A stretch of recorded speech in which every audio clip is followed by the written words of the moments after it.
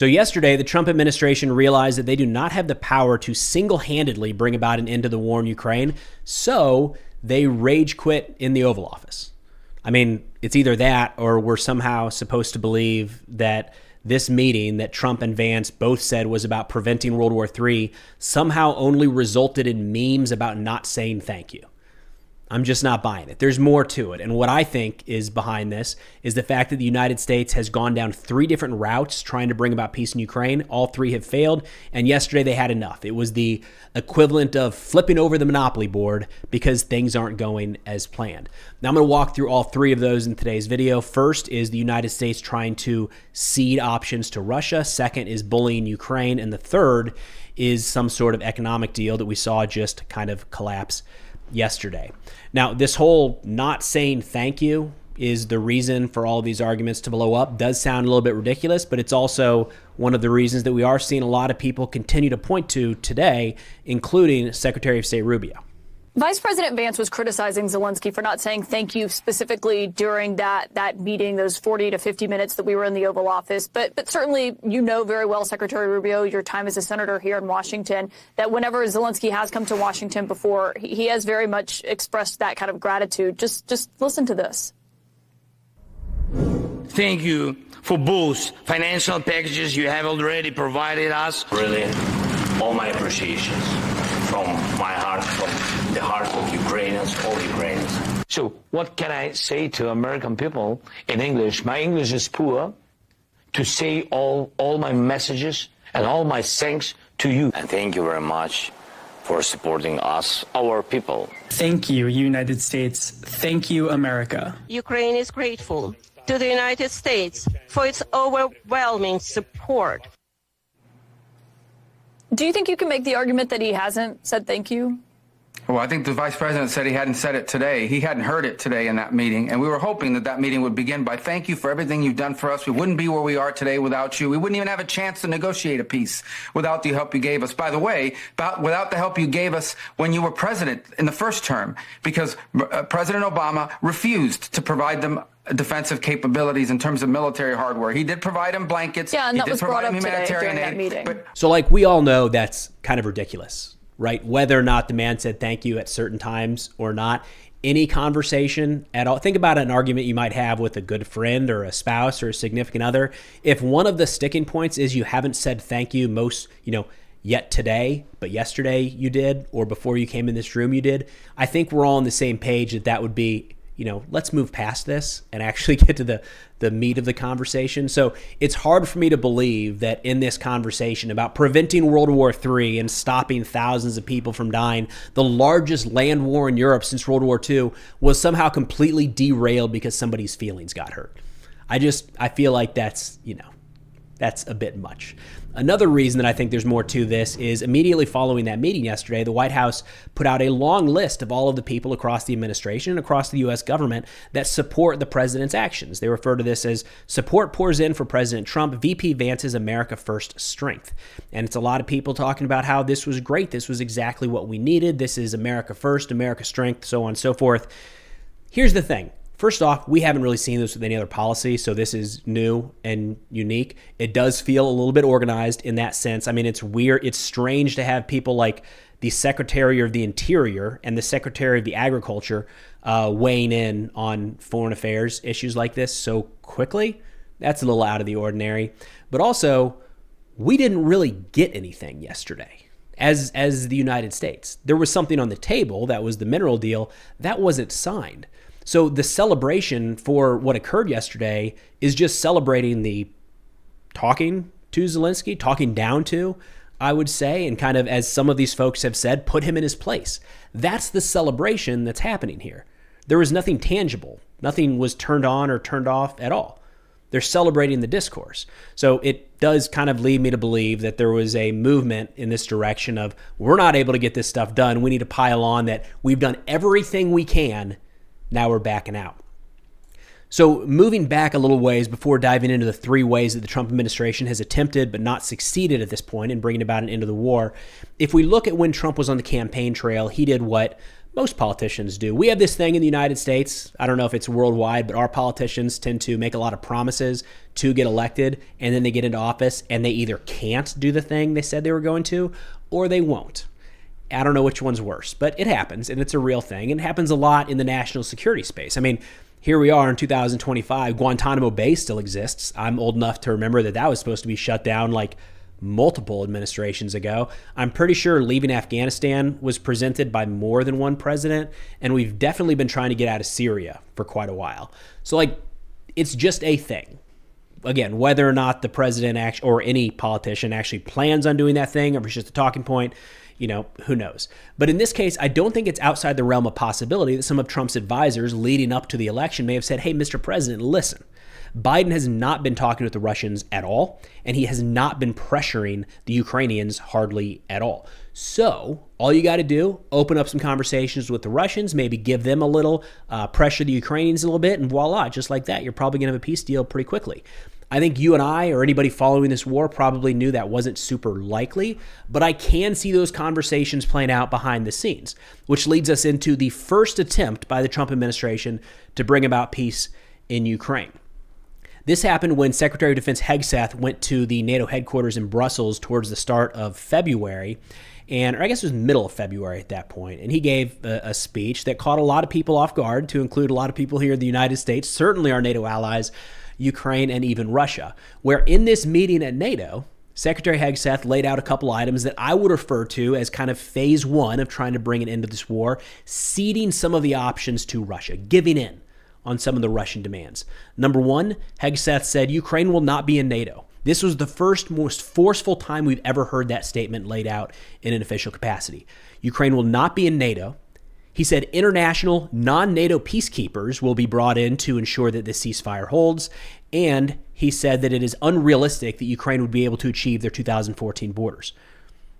All of those on the surface are kind of ceding points to Russia. And Hegseth and the United States received a lot of backlash for this, saying, why are you giving in to Russian demands before the negotiations even start? But here's the thing.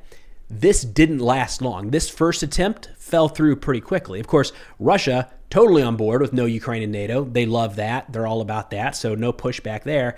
However, almost right away, they said, no European troops at all. And look, in Russia's defense, they've been pretty consistent on this front. This is something from very early on in the war. The first time it was ever brought up that there might be European peacekeepers brought to some place near the front, Russia has said that's a hard no. They're kind of sticking with that. I mean, I think a way that we mess this up at times is we would say, yeah, they're European, but they're not under the NATO flag, and that's what Hegseth said. Russia doesn't view it that way.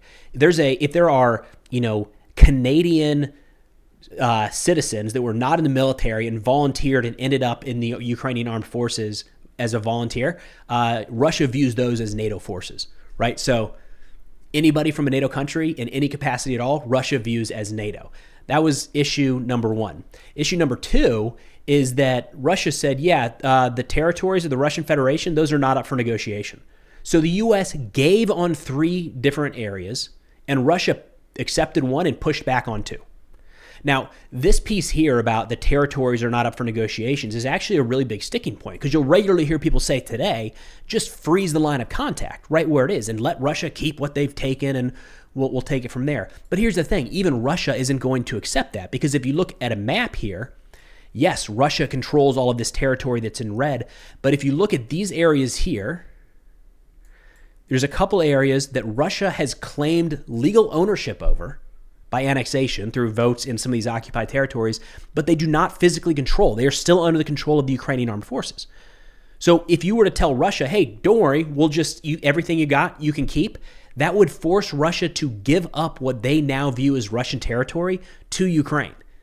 Although they've never had troops in these areas. They've never held this land. But if the line of contact is frozen right now, Russia would have to accept ceding Russian territory to Ukraine. Do you think that's in the cards? No, right? And that's something that Russia is pushing back on right now. Moving into phase 2. seeing that ceding some of these options to Russia didn't really do anything. We saw a bit of a turn in the U.S. administration towards kind of demonizing Ukraine. To me, this kind of peaked with some statements from President Trump talking about how Zelensky was a dictator without elections. And again, as we've seen in a lot of cases, there were a lot of people in his administration and supporters that piled on and said, yes, elections today, this is ridiculous. We cannot work with a country, a dictator like Zelensky, who's just in it for himself. And I think the idea here was, okay, we're not going to get what we want by kind of giving in to Russia, but we do have a little more power, some more leverage over Ukraine. Let's try to be a little harsher on them, right? Kind of push them in a direction, see if we can really dictate terms to Ukraine and make them do what we say. So to me, this was less about having the elections or Zelensky being a dictator or not, and more about, can we push Ukraine and make them do whatever it is we want? And the answer was a hard no. So we saw a couple different things here. First off, Ukrainians across the board, to include some of Zelensky's detractors, came out and said, yeah, hey, no, this is democracy. We love democracy. What you're seeing is the democratically elected representatives put in place martial law saying that we're not going to have a new election until the missiles and the bombs start falling. In fact, just a couple days ago, the parliament in Ukraine voted 268-0 to affirm President Zelensky's legitimacy and constitutionally mandated requirement that prevents elections during martial law. Zelensky's popularity rose in Ukraine during this, including amongst people that historically have not been a big fan of his. So this whole, we're going to bully Ukraine as step two, didn't really work out, to the point where just a few days ago, when kind of pressed on this, why did you call Zelensky a dictator? We watched President Trump walk it back and say, I don't know, I can't believe I would actually say something like that. Which leads us into option three. So option one, give up some things to Russia, didn't work out. Option two, pressure Ukraine, not really working out. Option three, economic incentives. And this was taking the form of some sort of mineral or rare earth deal between the United States and Ukraine. Now, this has been all over the map over the course of the last few months, really. If you recall, Zelensky first kind of floated this idea before Trump even came into office, trying to kind of speak Trump's language instead of, with Biden, it's been very much upholding democracy and fighting for the free people of the world. When he looked to Trump, he started talking about transactional options with minerals inside of Ukraine. So this came up a while ago. There's been a few different iterations of this deal. Some of them, I would argue, were probably more taking advantage of Ukraine in the current situation, but other examples that I've seen come out of this are much more of the United States partnering with Ukraine, which, reading between the lines, means that if our economic interests are aligned, maybe our security interests would as well. So this was a bit of a sense of, hey, the economic incentives are going to be so great, don't worry about anything else. We'll deal with this whole Russian thing, and together we're going to make a lot of money. Here's the thing. That fell through as well. And the reason this one fell through is in every single one of these draft agreements, there was a sticking point. That sticking point was a security guarantee. And anybody who's been following this war knows that this is kind of the priority for Ukraine. It is not NATO membership. It is not a ceasefire.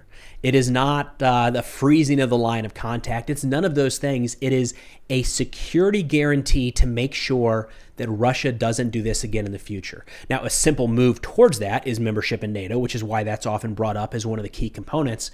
But time and time and time and time again, that is the focus of Zelensky and the leadership in Ukraine. They have lived through this a couple times, where they're given assurances by the West saying, don't worry, we're going to be there. We can't put anything in writing, or we will. We're just not going to abide by it. But don't worry. We got your back. If anything happens, we will be there. We will support you. Don't even worry. How many times do you have to get burned to really believe that? So this is a sticking point for Zelensky, and it has been throughout this entire war. He was talking about security guarantees before Russia invaded in 2022. So what we're seeing here, in my opinion, was an attempt to try to move away from any sort of security guarantee and really focus on the economic incentives. And you'll see that U.S. officials will even say, like, there's nothing in there exactly about some form of security guarantee. And for Zelensky, that was a hard no. I think the White House thought that if the economic incentives were enough, it might kind of move him off of that hard point, and it didn't. And I think yesterday, Zelensky, in that meeting leading up to it, and then in the opening few minutes of the conversation, was harping on security guarantees.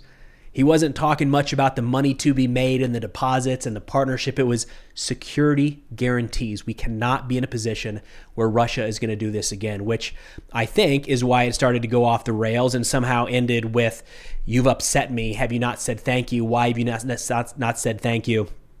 We're going to wrap this thing up. No press conference. No deal." Now, the direction this is going is towards something that I think is well articulated in a piece that just came out a couple days ago called Diplomatic Surrender. And this was in an article published by Nigel Gould-Davies. And there's a couple pieces that I wanted to highlight here. I don't think it's necessarily fair to say that this is where we are, but maybe the direction right now that the United States is headed in. So they said strategic surrender has always been a policy adopted by states facing total defeat and occupation. Since America is vastly superior to Russia and faces no such danger, its decision to do so is puzzling.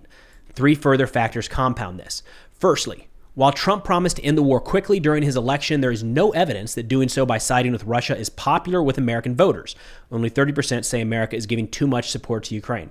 And look, any poll I've seen, there's no American support for Putin, at all. It's in the low single digits. It's the rounding error and all these things. So that is one of the interesting sticking points here. The second is the administration has not clearly articulated why its approach serves America's interests.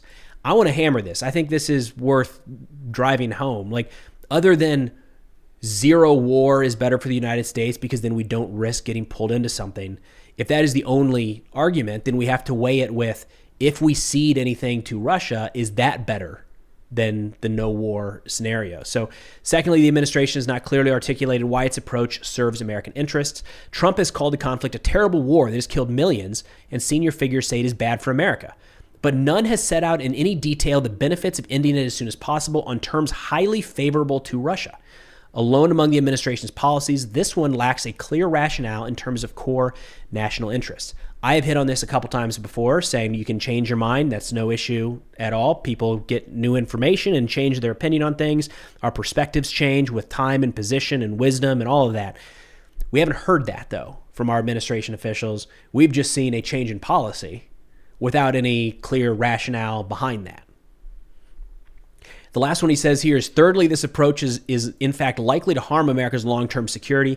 It will not only imperil Europe, its biggest trade and investment partner, but will make Russia more powerful, assertive, and an attractive ally to America's adversaries around the world. Again, which is, yes, let's bring an end to the war, a just end to the war. But right now we're kind of on this path of bringing it to a close on Russia's terms, and it's hard to understand why. In fact, I think Gould-Davies perfectly summarized it here at the end, where he says, America has initiated a diplomatic version from a position, or let's start at the beginning. Other countries have chosen strategic surrender to avert disaster in dire military weakness. America has initiated a diplomatic version from a position of great strength. If it continues on this course, it will become less secure. The reason America has chosen it is profoundly mysterious. And I agree. Again, I think policy discussions are worthwhile. On the national security front, no doubt, we should be having those debates about the right use of what are our priorities, what's the best use of our resources and everything like that.